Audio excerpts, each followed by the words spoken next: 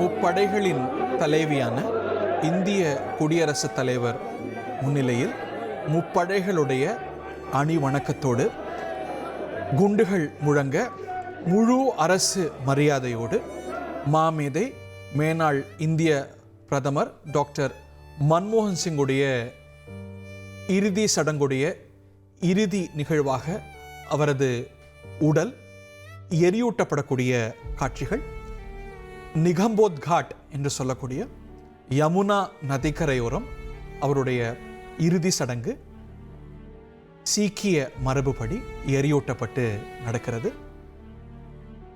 இது ஒட்டுமொத்த தேசத்துக்கும் பேரிழப்பு என்று பறைசாற்றும் வகையில் அவருடைய மறைவு செய்தி வந்த அந்த தருணம் முதற்கொண்டு from all walks of life பல்வேறு அரசியல் தலைவர்கள் கட்சிகளுக்கு அப்பாற்பட்டு எல்லோரும் ஒன்று கூடி அவருக்கு ஃபைனல் குட் பை செலுத்தக்கூடிய காட்சி.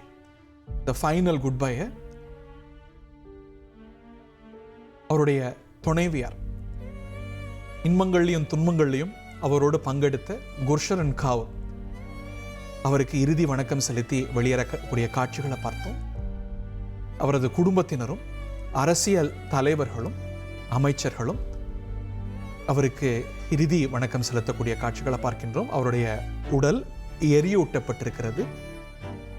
முழு அரசு மரியாதையோடு குண்டுகள் முழங்க எங்கோ இன்று பாகிஸ்தானில் அமைந்திருக்கக்கூடிய காவ் என்ற சிற்றூரில் தொடங்கிய வாழ்வு ஒரு அர்த்தமுள்ள பெருவாழ்வாக ஒட்டுமொத்த தேசத்துக்கும் பயனளித்த தாக்கம் கொண்ட பெருவாழ்வாக இந்த நிகம்போட் காட் என்ற பகுதியில் முடிவுற்றிருக்கிறது. அவர் சொன்னது போலவே வரலாறு அவரை இன்னும் அன்போடு நினைவு கொள்ளும். அவர் இந்திய நாட்டுக்கு செய்த பங்களிப்பு என்பது பொன் எழுத்துக்களால் பொறிக்கப்படும். விமர்சனங்கள் இருக்கும், இருவேறு பார்வைகள் இருக்கும். ஆனால் டாக்டர் மன்மோகன் சிங் இந்திய அரசியல் வரலாற்றில், இந்திய பொருளாதார வரலாற்றில் தவிர்க்க முடியாத அத்தியாயம்.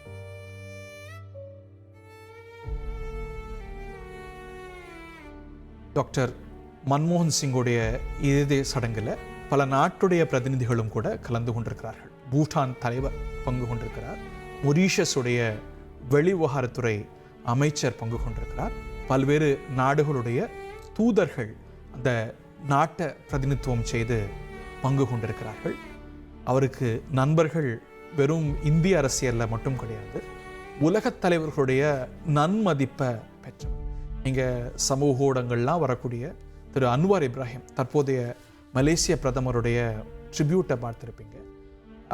அவருடைய சொந்த துயரங்கள் எப்படி பங்கேற்றார், பல உலகத் தலைவர்களுக்கு எப்படி அவர் நண்பராக இருந்தார். ஜோ பைடன் அமெரிக்க அதிபர் அவருக்கு செலுத்திய ஆழமான அஞ்சலியை பார்த்துருப்பீங்க. ஒபாமா கிட்டத்தட்ட தன்னுடைய குரு என்று சொல்கிறார். அவருடைய தாக்கம் என்பது இந்திய நாட்டை தாண்டி பறந்து பட்டது. வரலாறு அவரை அன்போடு நினைவு கொள்ளும்.